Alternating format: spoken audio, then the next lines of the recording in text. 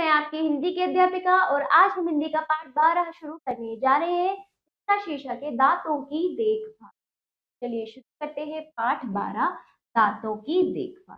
पाठ का सार। प्रस्तुत पाठ में हमारे शरीर के मोतियों अर्थात दांतों के बारे में बताया गया है। दांतों के बिना हम ना तो बोल सकते हैं और ना ही कुछ भी खा सकते हैं। दांतों की नियमित देखरेख बहुत आवश्यक है। आइए पढ़कर जाने हम अपने दांतों की देखभाल किस प्रकार कर सकते हैं। चलिए पाठ को शुरू करते हैं। निधि से ये कहानी शुरू होती है। निधि कहती है, दादाजी नमस्ते। नमस्ते यानी अपने दादाजी को प्रणाम करते हुए कहती है, आज मेरे दांत में दर्द हो रहा है।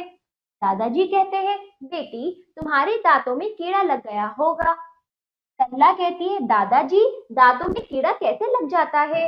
दादाजी ने उत्तर दिया, जब हम कोई खाद्य पदार्थ खाते हैं, खाद्य पदार्थ यानी खाने की चीजें, है ना, तो उसके कण उसके जो छोटे छोटे टुकड़े होते हैं दांतों में फंस जाते हैं।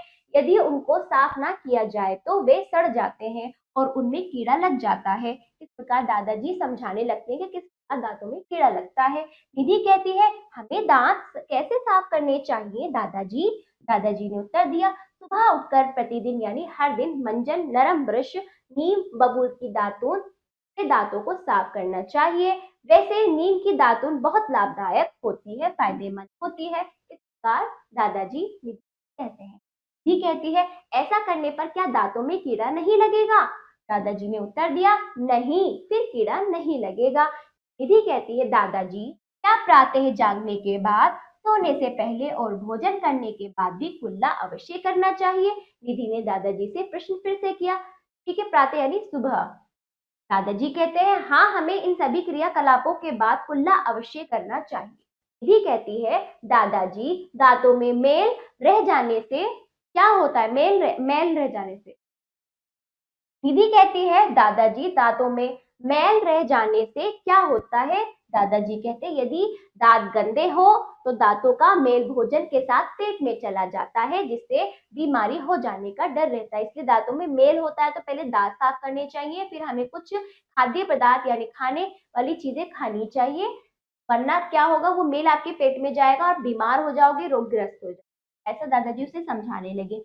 निधि कहती है, दादाजी आपने जैसा बताया मैं वैसा ही करूंगी, परंतु आपके दांतों में भी तो कीड़ा लगा है, क्या आप दांत साफ नहीं करते। दादाजी कहते हैं, बेटी दांत तो मैं नियमित साफ करता हूँ, परंतु बचपन में मुझे मीठी चीजें खाने का बहुत शौक था।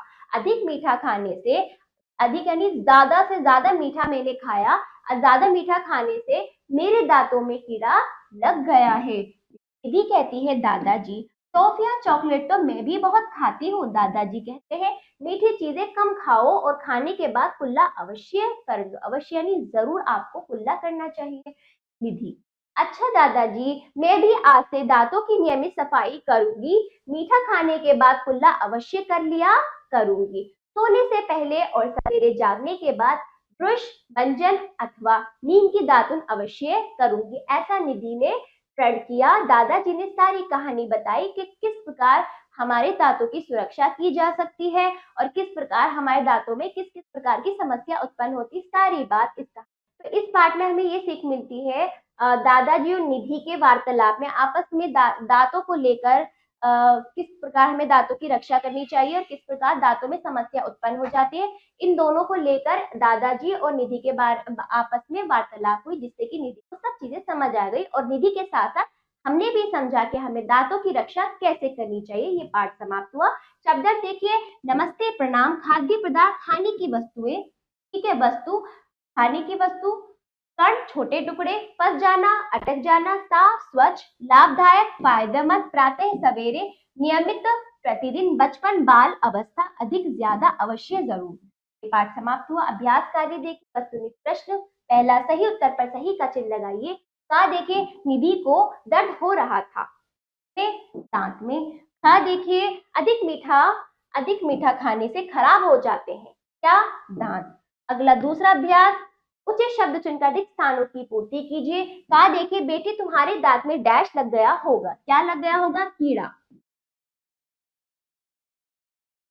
खा देखिए, दादाजी डैश में कीड़ा कैसे लग जाता है, यानी दांतों में।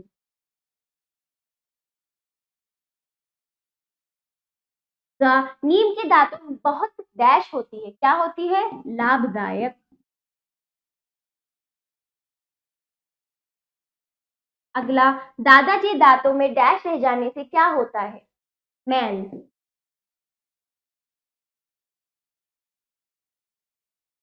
अगला, सही वाक्य के सामने सही तथा गलत वाक्यों के सामने गलत का चिन्ह लगाइए। कहा देखिए, दांत साफ करने से दांतों की जड़ें कमजोर हो जाती है, गलत। अगला, दांत नहीं साफ करने से मुंह में बदबू आने लगती है, सही। अगला, ज्यादा टॉफी खाना दांतों के लिए लाभदायक है, गलत। ठीक है, चलिए रिक्त स्थानों की पूर्ति कीजिए। आपको ये वाले रिक्त स्थान भी बनने। कहा देखिए बच्चों, जीभ से डैश चखते हैं, क्या? स्वाद। जीभ से स्वाद चखते हैं।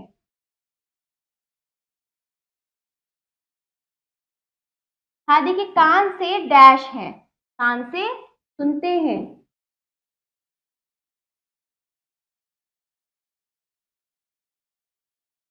अब ये क्या, हाथ से डैश है यानी छूते हैं।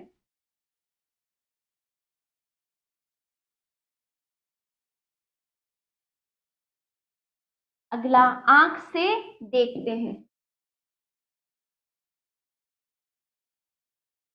तो यहाँ पर आपके इनके जो जो आप हमारे शरीर के जो जो भाग है उनके अपने अपने कार्य वो हमें लिखने का खाली स्थान।